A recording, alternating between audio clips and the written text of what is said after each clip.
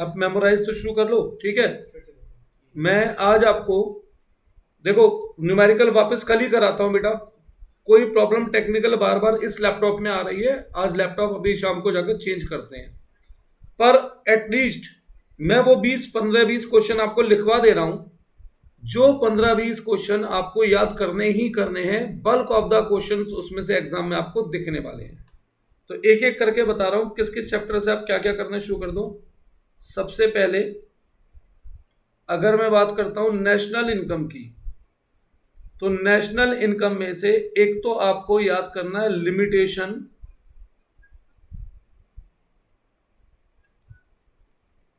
National income में आपको याद करना है,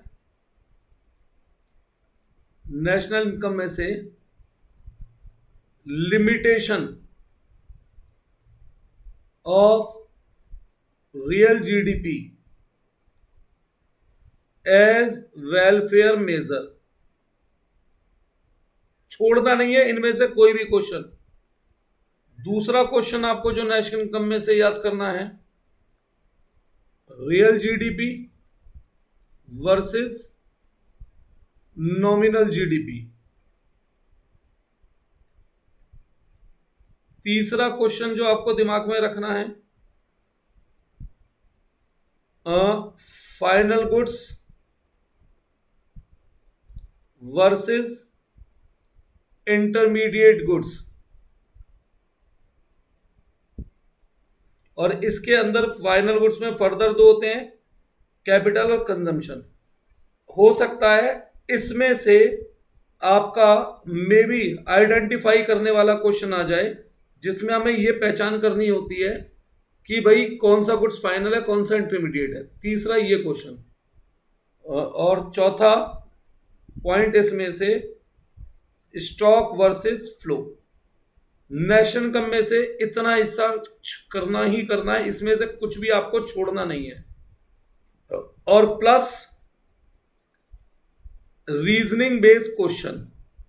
रीजनिंग मतलब जैसे क्या नेशनल इनकम में इंक्लूड होता है, नेशनल या डोमेस्टिक में इंक्लूड होता है या नहीं होता, ये वाला क्वेश्चन,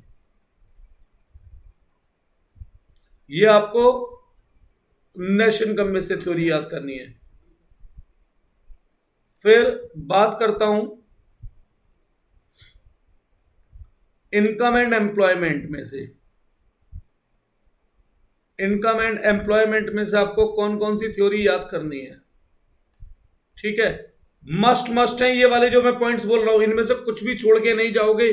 अधिकतर पेपर इन्हीं में से बनेगा, अधिकतर पेपर इन्हीं में से बनेगा।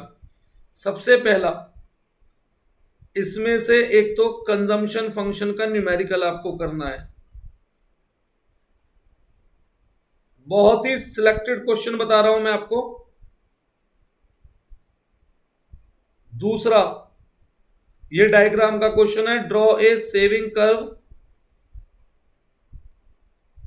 with the help of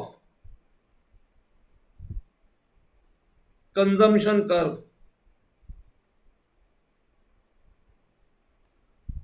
तीसरा, what happen if AD is greater than AS, ये AD is less than AS, मतलब ये एक जैसे ही क्वेश्चन है। Investment is greater than saving, investment is less than saving, that is equilibrium का question है ये मेरे ख्याल से 100% आएगा 3 मार्क्स में। Fourth, investment multiplier and it's working, बिल्कुल नहीं छोड़ने, ये बहुत ही सिलेक्टेड क्वेश्चन बता रहा हूं मैं कुछ, ये सब करने ही करने हैं, पेपर बहुत सारा दिखने वाला है इनमें से। इसके अलावा क्वेश्चन आ सकता है, हाँ, एक्सेस डिमांड, डेफिसिट डिमांड, ठीक है, अब प्लस इसकी रेमेडीज, ये क्वेश्चन भी 100% आने के चांस है। इनकम एंड एम्प्लॉयमेंट में से ये कर लेना, बहुत ही सिलेक्टेड बता रहा हूं, कुछ चीजें जो जरूर कर करके जानी है, इनमें से कुछ भी छोड़ना नहीं है। पेज बदलना पड़ेगा क्या? नीचे हो ही नहीं रहा से यार। नेक्स्ट, मनी एंड बैंकिंग की बात कर रहा हूं मैं।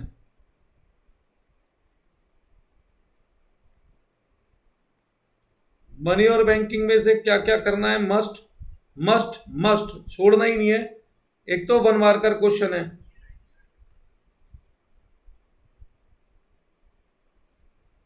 एक तो वन मार्क क्वेश्चन है। क्या? Money supply is dash concept.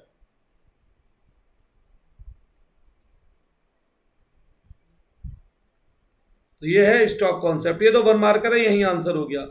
हाँ भाई, पहला क्वेश्चन जो मनी बैंकिंग से नहीं छोड़ना है, क्रेडिट क्रिएशन वाला। क्रेडिट क्रिएशन के साथ ही आपका कवर हो जाता है मनी मल्टीप्लायर। मनी मल्टीप्लायर के साथ ही आपका कवर होता है एलआरआर। ये आपस में इंटररिलेटेड है। और दूसरा, फंक्शन ऑफ आरबीआई, इनमें से वन केस स्टडी 100% आएगी। वन केस स्टडी 100% आएगी बेटा इनमें से। आगे बढ़ते हैं। ये बहुत ही सिलेक्टेड क्वेश्चंस मैं आप लोगों को बताने जा रहा हूं, तो इन सिलेक्टेड क्वेश्चनों को जरूर करके जाना। बहुत ही कम कम क्वेश्चन है, मतलब आज जो मैं क्वेश्चन बता रहा हूं माइक्रो मैक्रो में से इतना तो आप आज में भी याद कर सकते हैं। गवर्नमेंट बजट,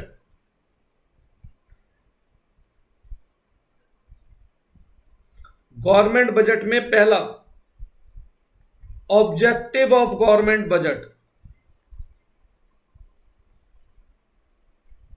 इनमें वन केस स्टडी के रूप में यह क्वेश्चन पूछा जा सकता है।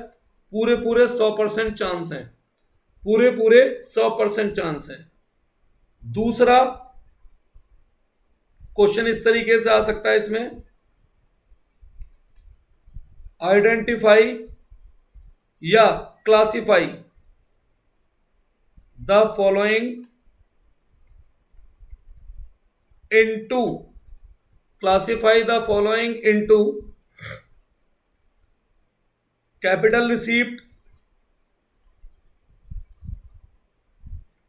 रेवेन्यू रिसीप्ट, कैपिटल एक्सपेंडिचर,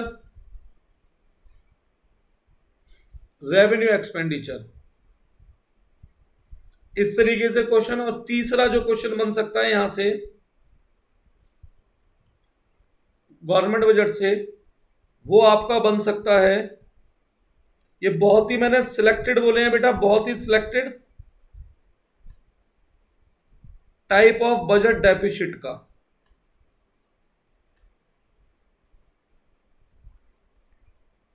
और साथ में इनकी क्या करनी है, इंप्लीकेशन भी करनी है। ठीक है। Last, BOP and foreign exchange में से क्या क्या क्वेश्चन बन सकता है, एग्जाम में क्या एक्सपेक्टेड है। तो आज में जितने मैंने ये क्वेश्चन बताए बहुत सिलेक्टेड माइक्रो मैक्रो के, वो आप सारे याद कर सकते हो। ठीक है, तो मैक्रो आज में हो जाएगी। ऐसे ही कल मैं लैपटॉप तो बदल लूंगा, न्यूमेरिकल करा करके इसके क्या नाम है, इंडियन इको के कुछ सिलेक्टेड टॉपिक बताऊंगा जो आप कल में याद करना। फॉरेन एक्सचेंज में आपको क्या क्या याद करना है, बस 2-3 मिनट के।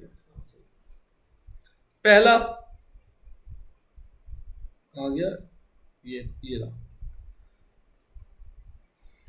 ऑटोनोमस या एकोमोडेटिंग ट्रांजैक्शन। दूसरा, बीओटी और बीओपी का डिफरेंस। तीसरा,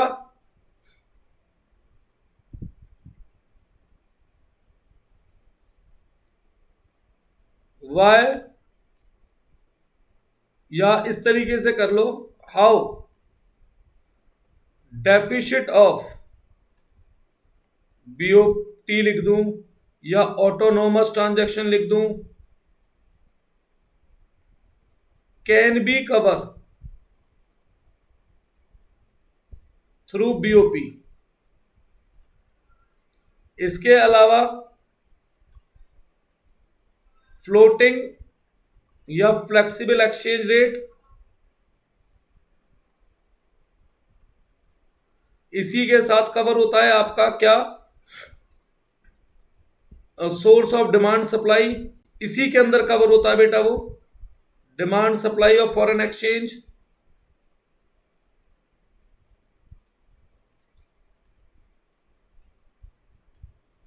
इसी के अंदर कवर कहा गया ये ना, सोर्स ऑफ सप्लाई ये भी इसी के अंदर कवर होता है, प्लस इसी में कवर होता है, इसी टॉपिक के अंदर कवर होता है भाई effect of change in demand, ये सब एक ही साथ समझा जाएगा बेटा, चेंज इन डिमांड एंड, एक second sir, change in supply on equilibrium price ji.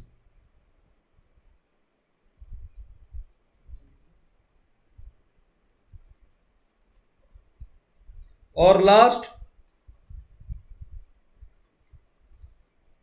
Depreciation versus devaluation, और इसी के अंदर क्वेश्चन बनता है साथ में why often countries devalued their own currency. इतना हिस्सा आज दिमाग में बैठा लो, पढ़ भी पाओगे, बहुत ज्यादा नहीं है ये, बहुत थोड़े से क्वेश्चन है, और बल्क ऑफ द मैक्रो के क्वेश्चन आपको इन्हीं टॉपिक में से दिखेंगे एग्जाम में, बल्क ऑफ द मैक्रो के क्वेश्चन आपको इन्हीं टॉपिक में से दिखेंगे एग्जाम में। कल ऐसी बहुत ही मैं सिलेक्टेड कुछ टॉपिक बता दूंगा किसके, इंडियन इको के, और हो सकता है आपको 80 में से 70 नंबर के आसपास का पेपर मेरे बताए हुए टॉपिक में से मिल जाए बोर्ड में बेटा। ठीक है, आज लेकर आते हैं बेटा दूसरा कंप्यूटर, कोई करते हैं इसका इंतजाम, पूरी मैक्रो में बस इतने क्वेश्चन। ठीक है, चलो बच्चों, इसमें से आप ये मान के चल लो 40 नंबर की मैक्रो है, तो नियर अबाउट 32 से 35 नंबर का इन्हीं में से दिख जाएगा, 32-35 मार्क्स का। और आज और कल में जो 2 दिन में बताऊंगा 80 में से नियर अबाउट 70 मार्क्स का पेपर इनमें से ही एग्जाम में दिखेगा। ठीक है बच्चों, बाय, कल मिलते हैं।